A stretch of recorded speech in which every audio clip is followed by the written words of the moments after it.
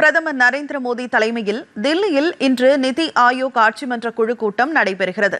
இந்த கூட்டத்தில் மாநில முதலமைச்சர்கள், யூனியன் பிரதேசங்களின் துணைநிலை ஆளுநர்கள் பங்கேற்கின்றனர்.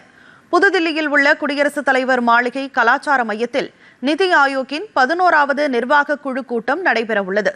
வளர்ச்சியடைந்த இந்தியா குறித்த பிரதமரின் டீம் இந்தியா என்ற தொலைநோக்கு பார்வையின் அடிப்படையில் 2047 வளர்ந்த இந்தியாவிற்கான அனைவரையும் உள்ளடக்கிய மனித மேம்பாடு என்பது இக்கூட்டத்தின் கருப்பொருளாக அமைந்துள்ளது.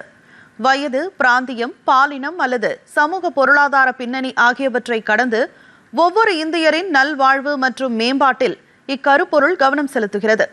இந்த தொலைநோக்கு பார்வையை நனவாக்குவது குறித்தும் அதனை நாடு முழுவதும் உள்ள ஒவ்வொரு குடிமகனுக்கும் உறுதியான மற்றும் அளவிடக்கூடிய பலன்களாக மாற்றுவது குறித்தும் இக்கூட்டத்தில் விவாதிக்கப்படும்.